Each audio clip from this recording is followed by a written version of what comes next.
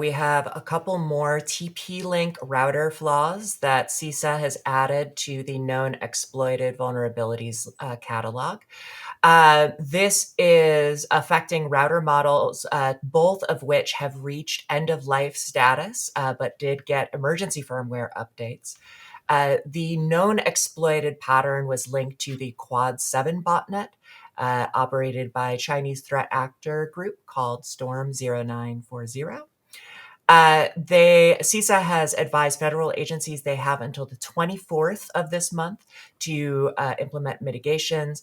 And this follows another TP-Link vulnerability being added earlier this week as well. So we've got 3 CVEs here, a authentication bypass affecting the HTTPD service on port 80, which can lead to credential disclosure, and 8.6, allowing OS command injection, affecting the Archer C7 and, oh boy, here we go, TL-WR841N/ND parentheses MS version, which can lead to remote code execution.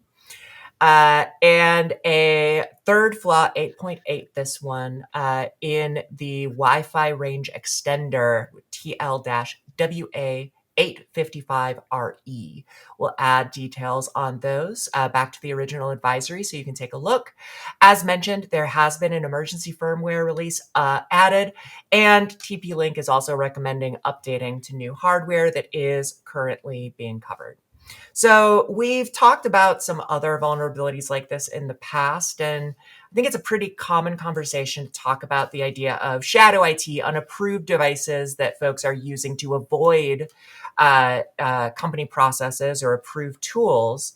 This, I think, could be more an example of more like adopted or inherited IT, where it wasn't a effort to go around infrastructure, but oftentimes for a lot of organizations, having folks that move to remote work, they are suddenly kind of inheriting this consumer grade equipment for those folks that are working from home. So what are some considerations for folks that are trying to manage those kinds of hybrid environments where their teams could be working really from anywhere? And anything that you would advise for folks that are using these end-of-life devices at home? Yeah, I feel like a broken record here because I always say this term on these calls, but network segmentation is huge. Make sure that these users aren't able to connect to other things that they shouldn't need to connect to do their day-to-day work, as well as the classic MFA, SSO, locking down as much as you can before users can or attackers can pivot from the user device to your internal network. Just the classic, security architecture things can really mitigate risk with this kind of stuff. Yeah, and if I could add on to what Nick is saying too, like number one, I want to call out that I think it's great that TP-Link is offering an emergency patch. I think it's important in these situations that we give kudos where we can. Agreed. The other thing too is visibility. You control the endpoint. You should be able to get visibility on that, at least business controlled endpoint. You're not going to be able to completely eliminate risk 100%. Mike will probably be the one to ask about that right now. But yeah, visibility on the endpoint itself that you control. And I know I'm also going to sound like a broken record here, but you don't know what you don't know. So it's important to gain at least situational visibility into what your users are using at home potentially in some instances. And I think that largely too depends on manpower that you currently have on your team. But there's also other ways to go about doing that. And then I'd probably say at least one of the things that I would recommend is maybe offer a select or have a budget in place or a plan in place in case people do want to get new equipment. That way you kind of control the flow, the influx of that. Yeah. I wanted to mention too that I know a lot of people try not to use this technology anymore, TP-Link, just because of who owns them and things in the past. But I will say, similarly to our previous story, a lot of TP-Link vulnerabilities are related to software. rather than TP-Link itself. So as Mike mentioned in the previous story, locking down what software is available, if possible, would really mitigate risk too.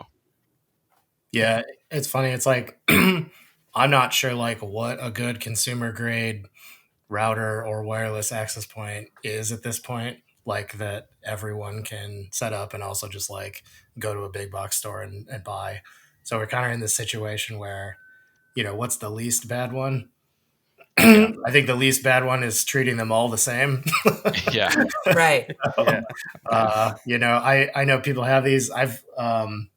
I know the range extenders are like very popular because you can just slap them in a plug and put it next to a machine, right? Like versus buying actual architected network gear and procuring that through your vendor, right? Like that's a like, oh, this thing can't connect to the Wi-Fi, run out to Best Buy, Right. $30. Mhm. We have it working. I like at home, I'm a huge fan of hardware networks, but I'm a crazy person and my network rivals most, enterprises. So I don't expect most people to do that. I think really all you can do these days is, try to just protect against people connecting in hostile environments, and you treat people's homes as hostile environments the same way you would if they're laptops at a coffee shop, right? So it's SSL everywhere, connecting back in through trusted points, doing posture checks, all the hard stuff. But that's kind of what you have to do when you're outside your network. The funny thing about this is, if everyone's wondering why like IP block lists don't work anymore, this is the exact reason. Almost, like I would love to know, like research wise, what percentage of actual routers in people's homes are like part of a botnet, because I bet it's pretty high. Yeah. And the traffic is just, it looks like normal traffic, and the ISPs don't block it because they most of the time aren't doing malicious stuff. It's just proxying through a network. So Justin, this one may be more for you. For if admins are trying to advise their team on activity to watch out for, what are some potential indicators to let them know to watch for that there may be botnet activity on their network? Yeah, it's like Mike was saying, it's going to be very hard, especially since we don't have visibility into what those routers are typically doing. Right. So it really comes down to, I think, a strong mix of like user awareness training, making sure that your users know what suspicious activity to look out for and that they're always being vigilant. And I like your analogy of like treating every laptop like it's at a coffee shop, Mike, or like they're going to a conference.